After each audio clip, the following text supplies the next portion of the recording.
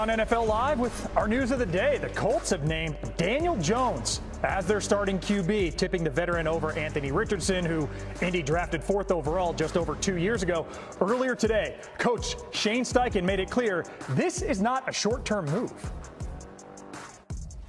Look, he's our starting quarterback for the season. I don't want to have a quick leash on that. I feel confident in his abilities. I think consistency, operation, moving the ball, being consistent on a daily basis. I think Daniel Jones, has done that. I think, that year they went to the playoffs. He was one game away from an NFC championship game and making the right decisions. And his completion percentage, I think that keeps us on track. So that's a big part of it. Obviously, you want to see the big plays. I think Daniel Jones is capable of that as well. Stephen Holder covers the Colts for us. You've been all over this all offseason. Heck, at the Combine, we were talking about GM Chris Ballard kind of foreshadowing this, leaning into the word competition. What ultimately led to this being the way forward, and what are the implications for both of these quarterbacks? Phil, you're right. That word competition has defined the offseason for the Colts. When the subject of quarterback comes up, they needed more out of Anthony Richardson. They thought competition would perhaps bring that out of him. And they had a very spirited competition. Ultimately, for Shane Steichen, it's a lot of the things he just outlined in that clip, which is some of the stuff that we can't see. It's not the big arm or the athleticism that we see from Anthony Richardson. It's also the management of the huddle and the small things at the line of scrimmage that maybe are intricacies to us, but very pivotal to the outcome of each and every play. So for the two players here, I think this is going to be something of a defining moment. You have Daniel Jones, who now, this is the culmination for him of a great decision, in fact. Back in March, he bet on himself to come here on a one-year deal and win this job. He has won it. And for Anthony Richardson, this leaves numerous questions.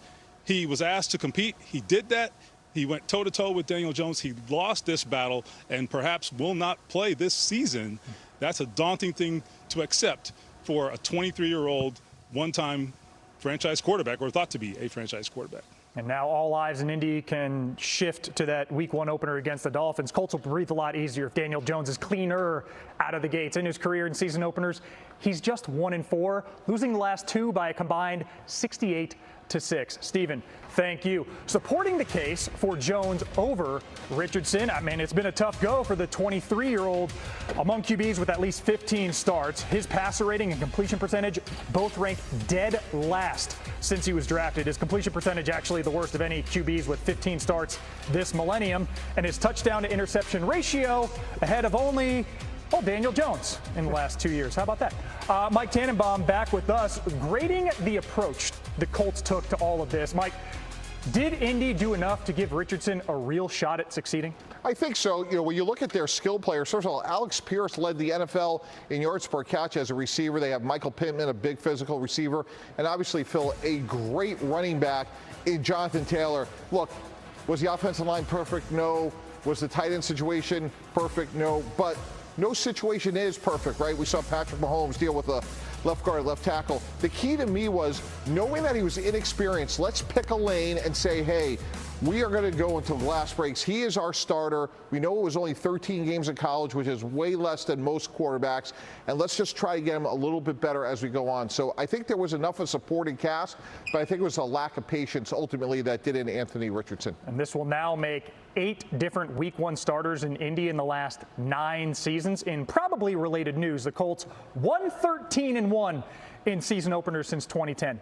That's the worst in the NFL. Richardson, no, not the only QB with ample motivation. How about last year's #1 overall pick, Caleb Williams, trying to acclimate to life with a new head coach and new play caller? Courtney Cronin covers the Bears for us. Court, what does Williams need to prove this year in Chicago?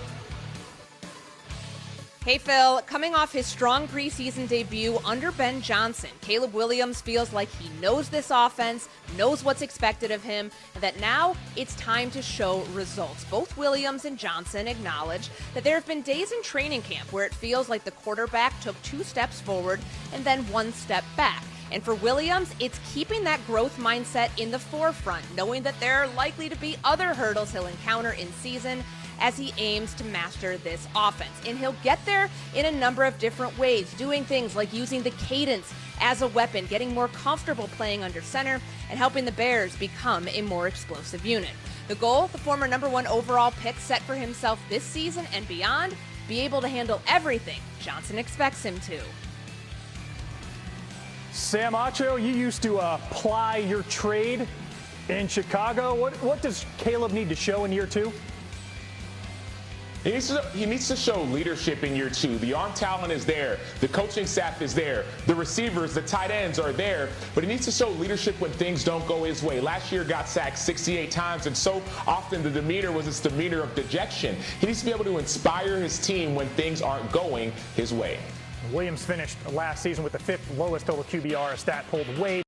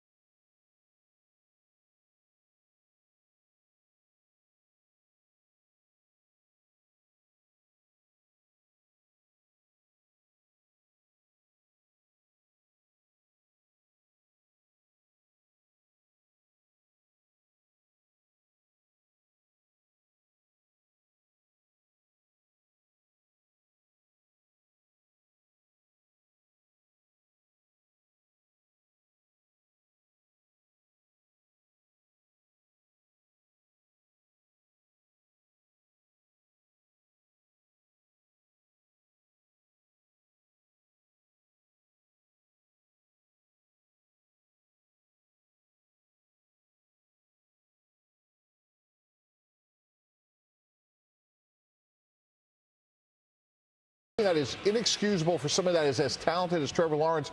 Before he's great, he has to be good, and that starts with the fundamentals. And you think if he were in a larger market than Jacksonville, the 22 wins and 60 starts would also get more scrutiny as well. Hey, winning games was the problem early last season for the Bengals. In fact, it's been the problem early each of the last 3 years. Joe Burrow getting more preseason snaps than is the norm, a personal career high 28. On Monday Night Football last night and led 2 scoring drives. Finds Charlie Jones there, boiler up. But offensive line and blocking has long been an issue in Cincinnati and not much better here. Burrow running for his life. Just throw it away. It's the preseason on 3rd and 12.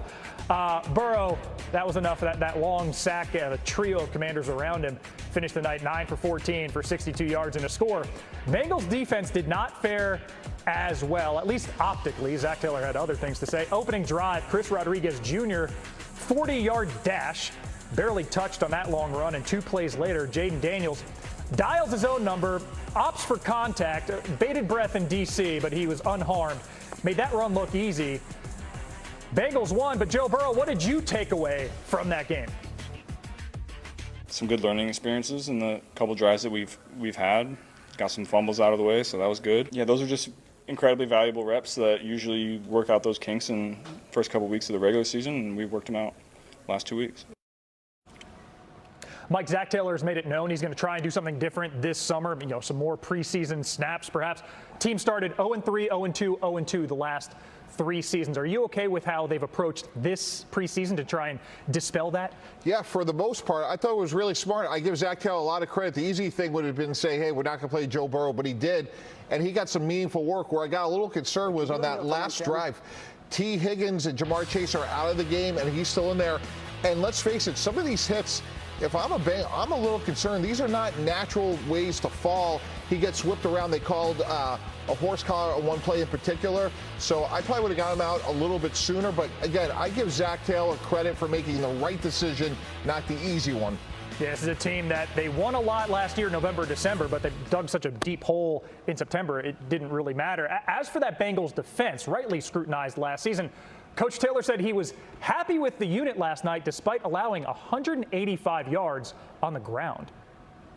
I feel really excited about where our defense is at. We go against them every day. It's tough. Obviously, we shouldn't have given up big runs like that. So those are things that we have to clean up. You know, I think there's We've been about 3 of them so far in these 2 games.